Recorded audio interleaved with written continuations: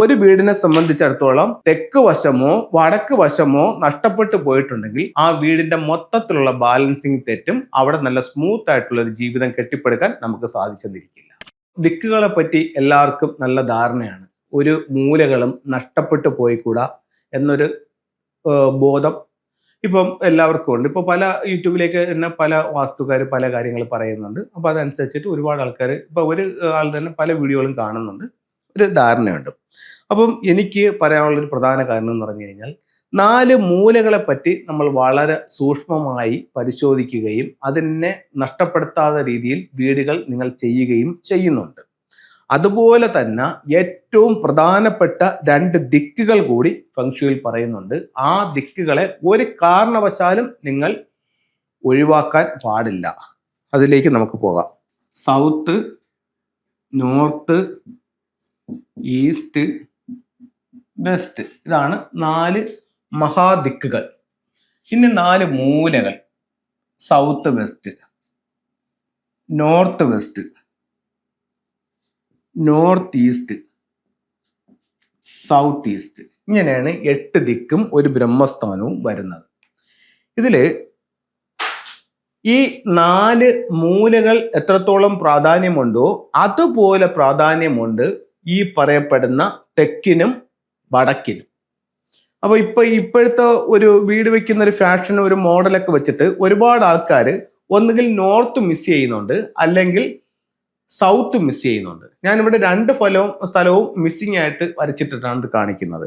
ഇവിടെ മിസ്സിംഗ് ആകരുതെന്ന് പറയുന്ന കാരണം എന്തെന്ന് ചോദിച്ചു കഴിഞ്ഞാൽ, ഫെങ്ഷു പ്രകാരം പഞ്ചഭൂതങ്ങളുടെ ഒരു ബാലൻസിങ് ഉണ്ട്. അതായത് 5 എലമെന്റ്സ്. ഈ പഞ്ചഭൂതങ്ങൾ കൊണ്ടാണ് ഈ പ്രപഞ്ചവും നമ്മുടെ ശരീരവും നിർമ്മിച്ചിരിക്കുന്നതെന്നാണ് പറയുന്നത്.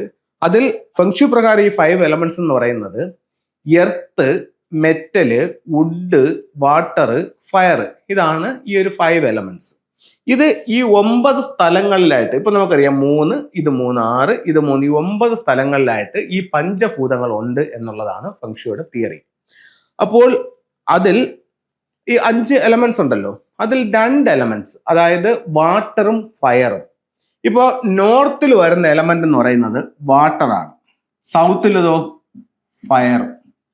അപ്പം ഈ 2 എലമെന്റ്സ്, അതായത് ഫയർ, ഈ 9 സ്ഥലങ്ങളിൽ വേറൊരു സ്ഥലത്ത് ഫയർ ഇല്ല, സൗത്തിൽ മാത്രമേ ഫയർ ഉള്ളൂ.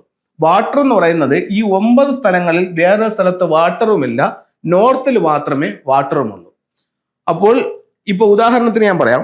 ഇപ്പൊ മെറ്റൽ ഉള്ളത് വെസ്റ്റിലുണ്ട്, വെസ്റ്റിൽ മെറ്റൽ ഉണ്ട്, നോർത്ത് വെസ്റ്റിലും മെറ്റലാണ്, നോർത്ത് വെസ്റ്റിലും മെറ്റൽ എനർജിയാണ്. ഇപ്പൊ ഉദാഹരണത്തിന് ഒരു വീടിനെ സംബന്ധിച്ചിടത്തോളം നോർത്ത് വെസ്റ്റ് മിസ്സിംഗ് ആയി എന്ന് കരുതുക. എന്നാലും ഈ പഞ്ചഭൂതങ്ങളുടെ ബാലൻസിങ്ങിന് തെറ്റ് വരുത്തില്ല. കാര്യം എന്താണ്? ഈ നോർത്ത് വെസ്റ്റ് മിസ്സിംഗ് ആണെങ്കിലും വെസ്റ്റിൽ ഈ മെറ്റൽ എനർജി കൊണ്ട്, ആ എനർജി കൊണ്ട് ഇതിനെ ബാലൻസ് ചെയ്യും ഒരു പരിധി വരെ. എന്നും പറഞ്ഞ് നിങ്ങളുടെ വീടിന്റെ വടക്ക് പടിഞ്ഞാറ് കളയാനല്ല ഞാൻ പറയുന്നത്, ഇതിന്റെ ബാലൻസിങ്ങിനെ പറ്റിയാണ് പറയുന്നത്. അപ്പൊ അങ്ങനെയാണെങ്കിൽ ഒരു പരിധി വരെ ഇത് ബാലൻസ്ഡ് ആയിക്കൊള്ളും. ഇനി മറ്റൊരു തിയറി, ഇവിടെ ഈസ്റ്റില് വുഡ് ഉണ്ട്, സൗത്ത് ഈസ്റ്റിലും വുഡ് എലമെന്റ് ആണ്.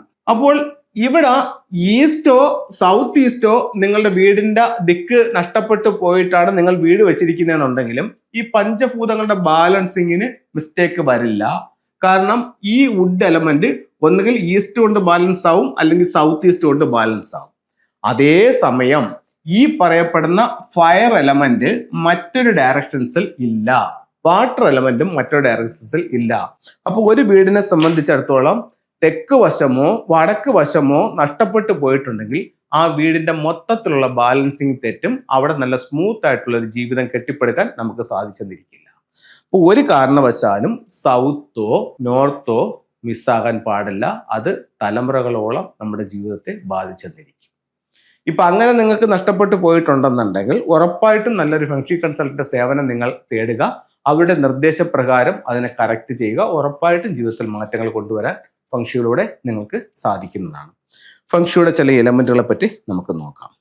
നമുക്ക് ക്യാഷ് ബോക്സിൽ വെക്കാൻ വളരെ ഇമ്പോർട്ടൻ്റ് ആയിട്ടുള്ളൊരു ടൂൾ എന്ന് പറയുന്നത് ഒന്ന് ഗോമതി ചക്രമാണ്. ഇത് ഗോമതി ചക്രമാണ്.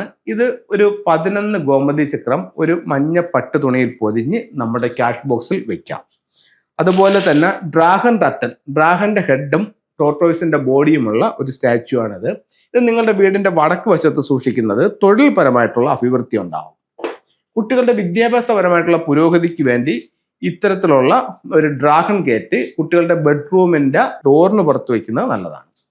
അതുപോലെ തന്നെ എർത്ത് എനർജിയെ എൻഹാൻസ് ചെയ്യാനായിട്ട് സൗത്ത് വെസ്റ്റോ നോർത്ത് ഈസ്റ്റോ മിസ്സിംഗ് ആയിട്ടുള്ളവർക്ക് ഇത്തരത്തിലുള്ള പിരമിഡുകൾ, നാച്ചുറൽ ആയിട്ടുള്ള പിരമിഡുകൾ വാങ്ങിച്ച് പ്രോഗ്രാം ചെയ്ത് നിങ്ങളുടെ വീടിന്റെ ഡയറക്ഷൻസിൽ വെക്കാം.